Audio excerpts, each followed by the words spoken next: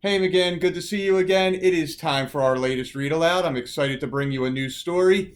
I am actually joined today by one of my daughters. Tiernan is up here in the loft with me. There she is. She is in fourth grade at McGinn with her sister Taylor, also in fourth, and my little one's in second. So she is going to just kind of listen along here. Go ahead and take a seat, kiddo.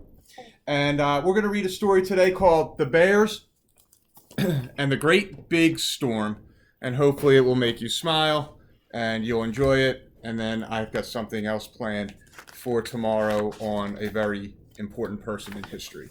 So here we go with The Bears and the Great Big Storm. There we go.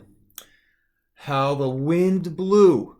It howled in the treetops so that the branches bent and creaked and the leaves shivered and shook. It blew over the hills and the high places, howling and wailing through the rocky passes. Bear and Mrs. Bear slept warm and snug and untroubled in their bed. Then Bear felt a tugging at his blanket. He opened one eye. There was Baby Bear. "There's a monster outside. I can hear it howling and wailing, and I'm scared. Can I sleep in your bed?" "There's no such thing as monsters," said Bear. "What a scaredy bear you are." But he pulled back the cover, and Baby Bear snuggled up, warm and safe. How the thunder crashed. It boomed and crackled so the house shuddered and the windows rattled.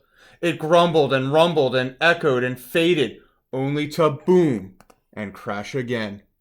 Mrs. Bear and Baby Bear slept warm and snug and untroubled in their bed, but Bear lay awake, with his paws over his ears.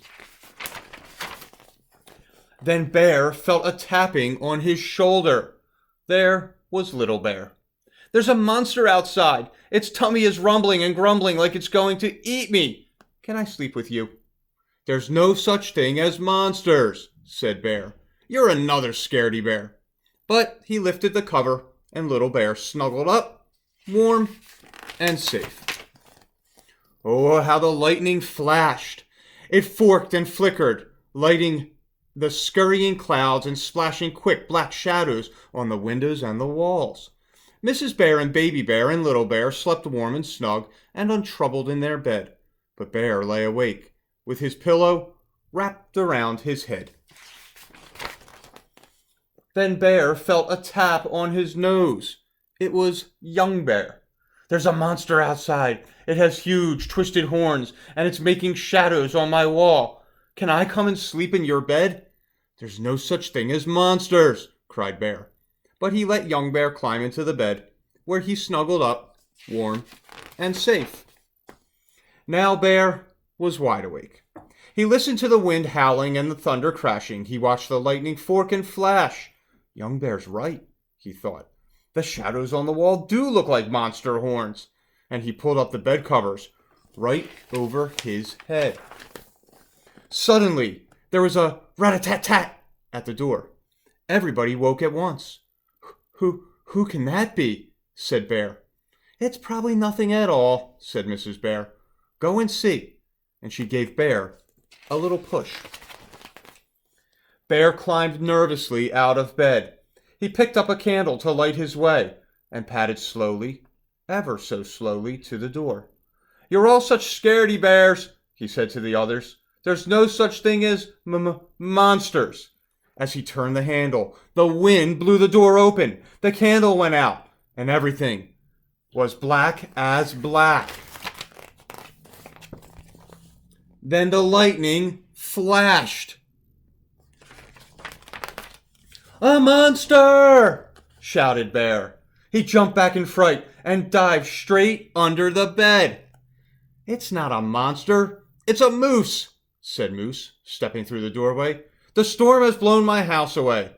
Can I sleep in yours?" Bear peered out from under the bed. Baby Bear and Little Bear and Young Bear laughed and laughed and laughed. "What a scaredy bear you are," they said. "Don't you know there's no such thing as monsters?" So I hope you enjoyed that little fun story with the bear family. Making just having a good old time, making a little bit of a fun of dad at the end there, which was great. But everybody all snuggled up together. So we will be back with one more read aloud the rest of the week, and I will see you soon again. Bye bye. Take care.